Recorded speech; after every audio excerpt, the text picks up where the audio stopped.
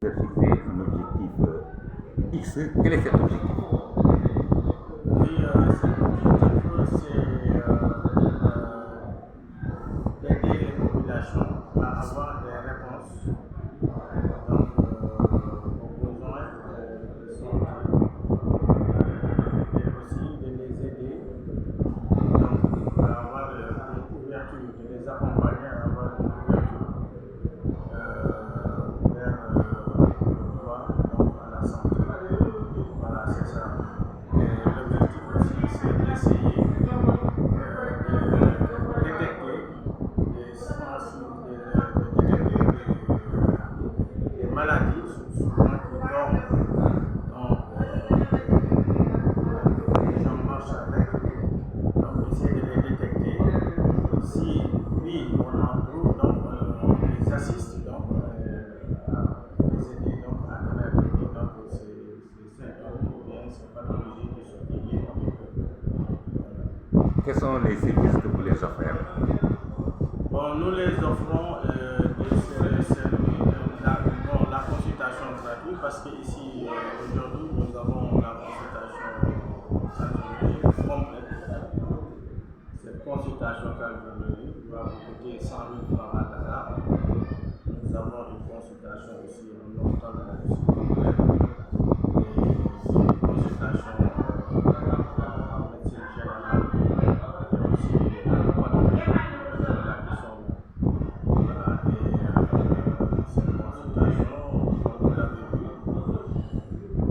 montre aujourd'hui que vraiment la population en a besoin. Vous voyez le monde qui est mort. On avait au moins une liste de 350 personnes.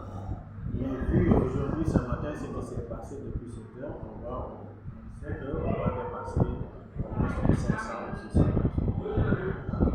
Après les consultations, qu'est-ce que vous comptez faire? Bon, après les consultations, nous comptons quand même les suivre. Voilà, les suivre. C'est pour cela, tous les malades inscrits, nous avons le numéro de téléphone. Nous les poussons. Ceux qui doivent être opérés, on va les suivre, c'est-à-dire les aider à opérer. Parce que dans le salon de santé et prévention, a mis sur place un fonds thérapeutique pour les interventions chirurgicales. Mais aussi, nous avons une solidarité donc, thérapeutique internationale. Donc, avec ces leviers, on peut les aider donc, vraiment à atteindre leur objectif, c'est-à-dire à retrouver leur santé parfaitement. Vous les dotez aussi de médicaments et de l'aide?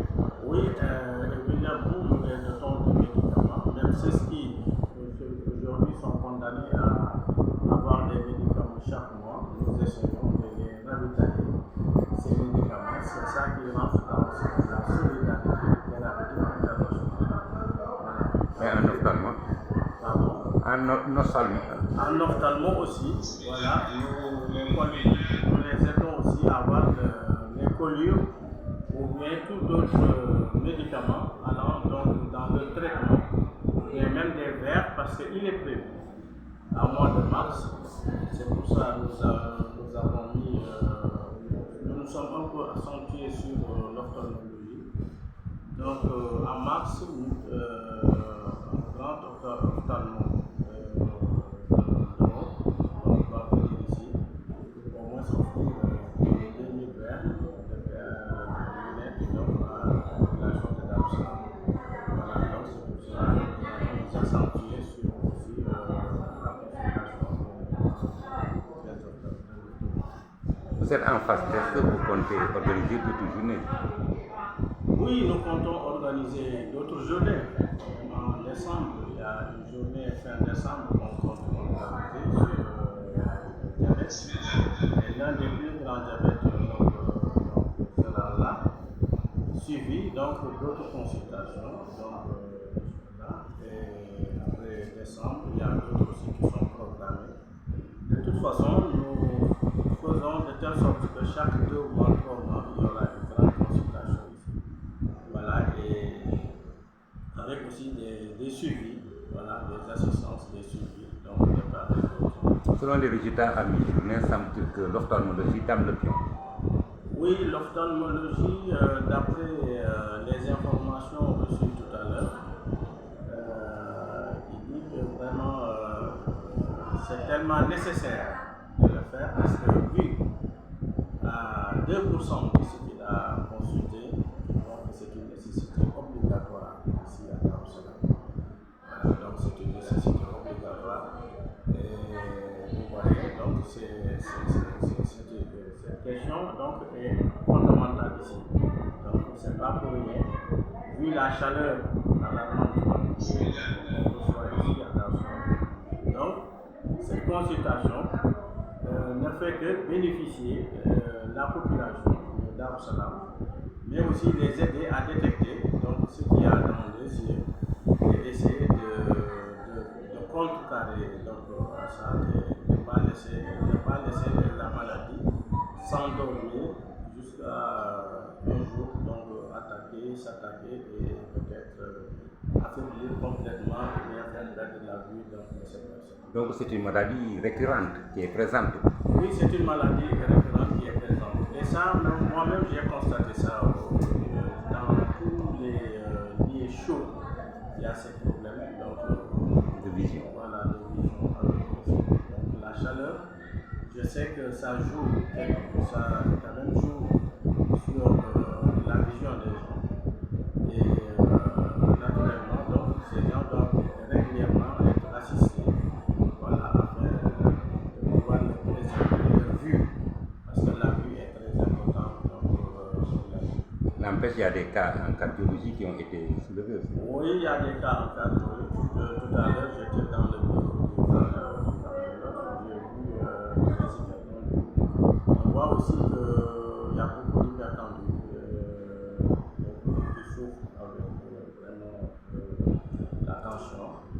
Et ça aussi, on associe aussi la chaleur dedans, mais peut-être aussi la nourriture, parce que vous savez, on consomme beaucoup d'huile, beaucoup de sucre, ce qui est vraiment néfaste à Notre santé. Mais la médecine générale aussi n'est pas négligeable, il y a des cas. La médecine générale aussi, il y a des cas, il y a beaucoup de pathologies donc, qui sont développées dans la médecine générale. Bon, je ne peux pas citer les pathologies, mais on sait que quand même il y a des cas sérieux. Voilà, sérieux donc, en médecine générale. C'est pour dire que les gens marchent, mais ils sont tous malades. Vraiment, les gens marchent, mais ils sont tous malades. Alors, donc, cette journée, que le calife a vraiment salué, le calife donc, a introduisé donc, dans cette ville d'Amsterdam. Je dis que vraiment, vient à son heure. ça vient à son heure. Ça vient à son heure. Et vu aussi l'engagement qu'il a fait, lui-même le calife, parce que non seulement il s'est engagé à préparer donc, la restauration pour les médecins, l'équipe du médecin sur nous, quinzaine, et aussi l'équipe du poste. Mais non seulement ça, il s'est engagé à donc, nourrir tous ceux qui sont là. Voilà, et vous voyez qu'il y a au moins plus de 500 personnes qui sont là. Donc, le calife s'est engagé donc, à les nourrir, donc, à faire manger, à boire et tout. Donc vous voyez comment aussi son engagement envers sa population, comment aussi vraiment